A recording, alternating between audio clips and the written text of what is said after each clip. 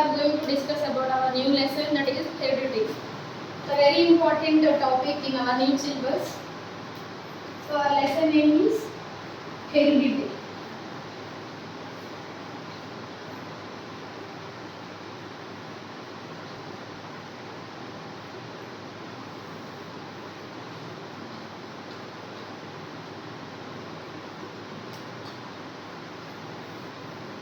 So most of the time you might have heard that your eyes are exactly looks like your father, or your hair is exactly look like your mother.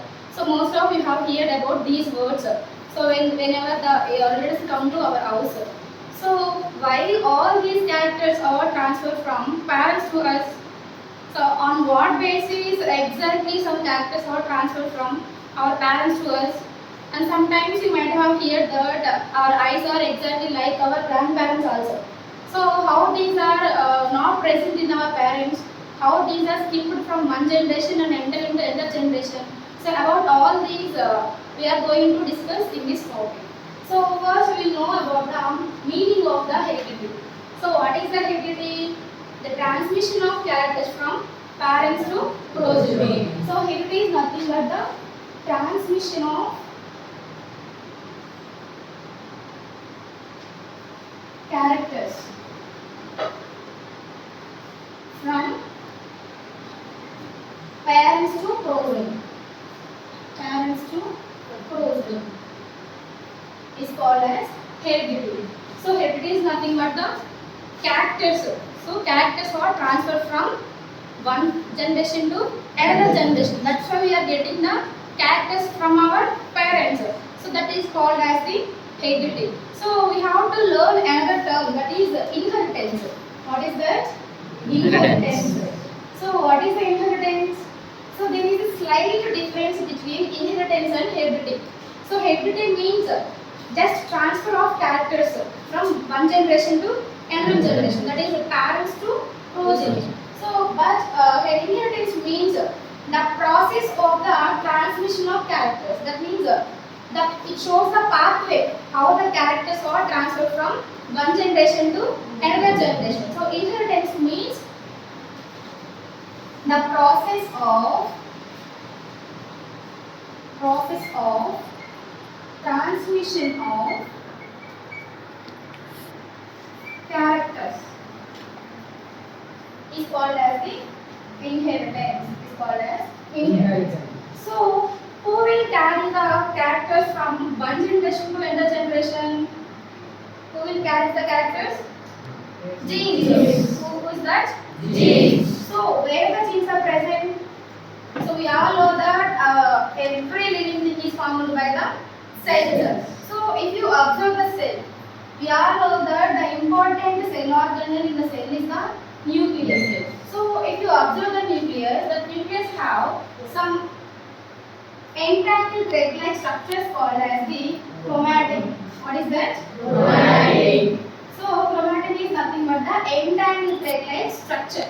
So when the cell is about to divide, so when the cell division is going to happen, this chromatin gets condensed and forms into the chromosomes. So this chromatin is forms into the chromosomes. So if you observe the chromosomes, they are just like this. So before the condensation, they are just like entangled thread-like shapes. So when the cell is going to divide, the chromosomes are formed by the condensation of the chromatin. So if you observe these chromosomes, their entire body is made up of a special chemical called as the DNA. What is that? DNA. So chromosomes are made up of the DNA. So if you observe the structure of the DNA, it is like a twisted ladder. If you twist the ladder, so that is the exact shape of the DNA. So that is a twisted ladder. This is the DNA. So if you observe the DNA, small portions in the DNA, actually they are transferred the characters from one generation to another generation. So for example, if this portion, maybe this portion transfers the character of height. So this is called 1G. Maybe this portion may be transferred the character of hair color. So this is called another gene. So like this, a small fragments in the DNA is called as the gene, or we can say that the structure, the functional unit of the DNA is called as a gene. So gene is the thing which carries the characters from one generation to another generation. So how these characters are transferred from one generation to another generation? So on what basis these characters are getting transferred? So in this chapter we are going to discuss about all these things. So let us dive into the topic everything. So it is very tough in the previous years to find out on what basis the characters are transferred from one generation to another generation. So there is one scientist, namely Gregor John Mendel. Who is that? Gregor John Mendel. So Gregor John Mendel. So he is the first scientist who gave the conclusion on what basis the characters are transferred from parents to progeny. So to conclude that, he did lot of experiments and he finally put forward one theory, that is the law of inheritance. What is that? Law of inheritance. Law of inheritance. So he did lot of experiments to find on what basis characters are transferred from parents to progeny. And he found one theory, that is law of inheritance. So in this theory we have mainly three principles. So first one is law of dominance. What is the first one? Law of dominance. And second one is the law of Segregation. What is the second one? Law of segregation. And the third main principle is law of independent assortment. What is that? Law of independent assortment. Independent assortment. So he did lot of experiments to find on what basis the characters are transferred. So at the end of the day, he found the mainly three principles. So that is law of dominance, law of segregation, and law of independent assortment. So if you want to put forward one theory, we have to do lot of experiment. So for doing experiment, we have to select one living thing. So he chose the pea plant. So what did he choose? Pea plant. So why he chose the pea plant? He chose pea plant for his experiments. If you want to put forward one theory, we have to do lot of experiments. So then only we find the proper reason for the on what basis the characters are transferred. So for finding that thing, so he did lot of experiments on the pea plant. So now the question is, why he did choose the pea plant only? Why he chose the pea plant only? Because so pea plant is an annual plant. So what is the pea plant? Annual plant. Annual plant. That means it completes its life cycle in within 1 year only. So the living things who completes their life cycle within 1 year, they are called as the annual plants. Okay. So because of its complete lifespan within 1 year, he chose the pea plant. So second thing is it has bisexual flower. It has bisexual flower. So what do you mean by the bisexual flowers? Bisex. So sex means gender. So this flower has both male and female parts. So if you observe some plants, they have either male parts or female parts. But if you observe some flowers, they have both male and female reproductive parts. So because of the bisexual flower, so because of this character, Mendel chose the pea plant. And third one is the early hybridization. What is that? Early hybridization. That means it gives the seeds within very short time. So it gives the seeds within very short time. So this is also one of the reason to select the pea plant for doing the experiment. So what is the next one? Because of contrasting characters. What is that? Contrasting characters. So if you observe the pea plant, we can see the 7 different characters. 7 different characters. So because of 7 called contrasting characters. Contrasting characters. We choose the P plan. We choose the P plan. So because of all these reasons, we choose the P plan for doing this experiment. Now let us we have to practically prove these three laws. We cannot easily say that these are correct that are proposed by the Mendel. So we have to prove them practically. So let us see how these three principles are find the answer for our questions. So first principle, that is the law of dominance. What is that law of dominance? So first principle is the law of dominance. So for doing experiments, he took the pure tall plant and pure dwarf plant. So he took the pure tall plant and pure dwarf plant. So what do you mean by the pure tall plants? So before going into the experiments, we have to know about some terms. So then only we will get the experiment properly. So let us see those terms. So first one is the characters. So what is the character? What is the character? Character is the physical appearance. What is the character? Physical appearance. So character is nothing but the physical appearance. So it's called as the character. So character is the physical appearance. Physical appearance. So next one.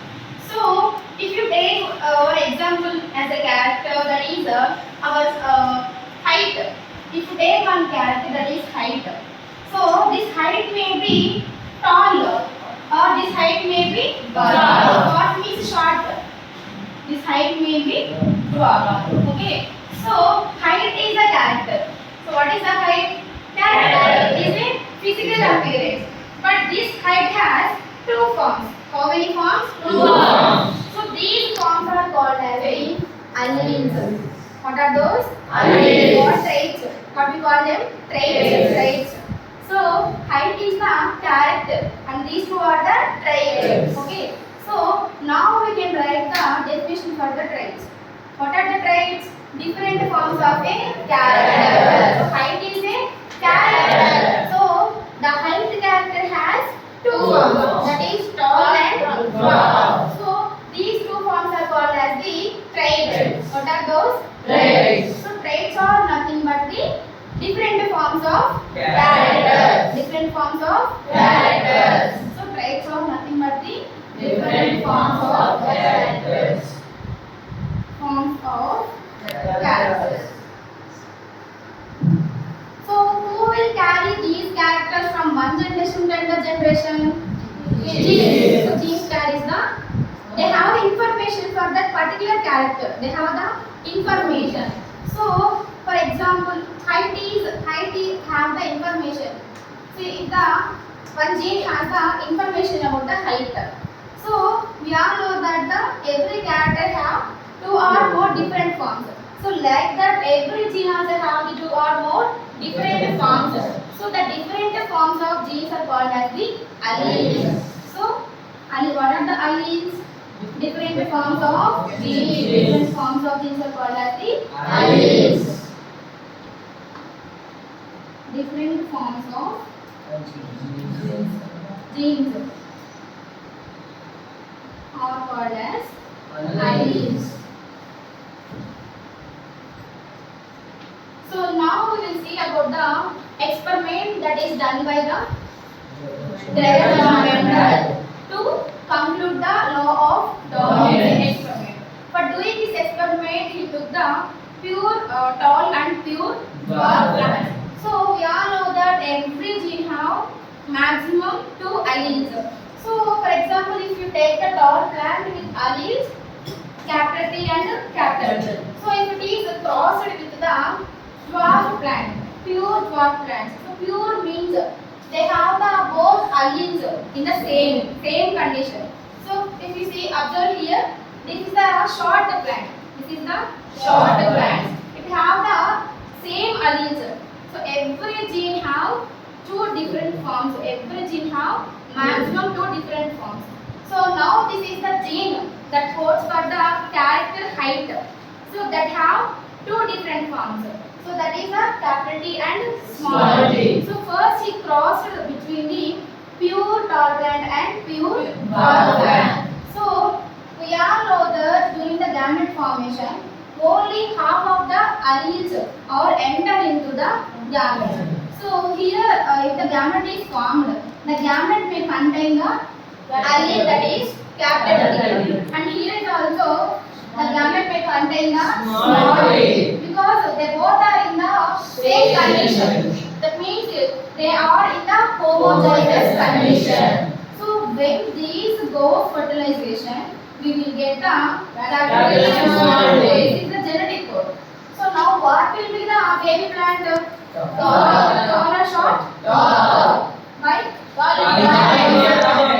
So he observed that when he crossed between the pure tall gland and pure short gland, all the babies in the F1 generation, they became as tall gland. So what are these? These are the tall gland. Tall gland. So this is the tall gland and this is the dwarf gland. Dwarf gland. So when he observed the F1 generation, all the plants are tall plants.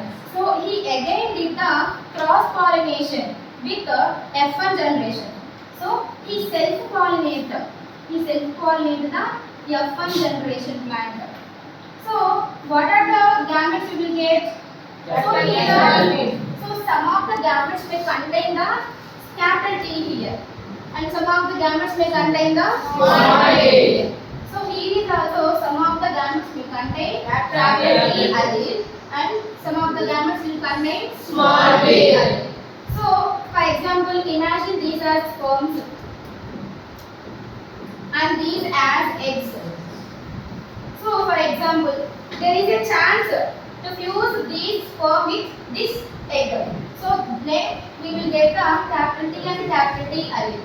So otherwise, if this capital T allele is going to fertilize the small t allele, the baby will be have the genetic code like capital T and small t. If this sperm is fertilize this egg, we will get the capital T and small t. If this sperm is fertilized this egg, we will get the small t and small t. So at the end of the experiment, we will get 3 tall plants. We will get 3 tall plants and 1 dwarf plant. So what are the parents of these plants? Are they tall or short? Tall. All the both two parents are tall only. But here we will get the short plants also. But there are no dwarf plants in the parent generation. But they get the dwarf plants also in the F2 generation. This is the F2 generation. So he concluded that when he crossed between the both tall and short plants, all the plants became tall only.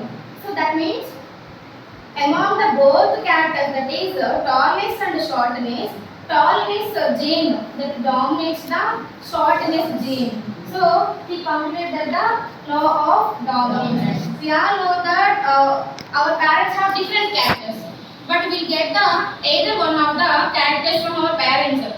So because the character that we will get from our parents, that is the dominant character. What is that? Dominant character. So because of the dominance, these F1 generation plants became as tall plants. So we can conclude that between the tallness and dwarf plants, the tallness gene that is responsible for the tall plants in the F1 generation. So we can conclude that the tallness gene is the dominant gene and shortness gene is the recessive gene. So what is the dominant gene?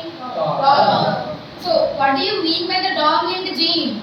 The gene which suppresses the another gene and exhibiting the next gene is called as the dominant gene or dominant gene. Okay. So we have two traits, dominant trait and recessive trait. So dominant trait means the trait which suppresses the another trait expression and it exhibits itself in the next generation. So such type of traits are called as the dominant traits, and the trait which is suppressed, that is called as the Residuary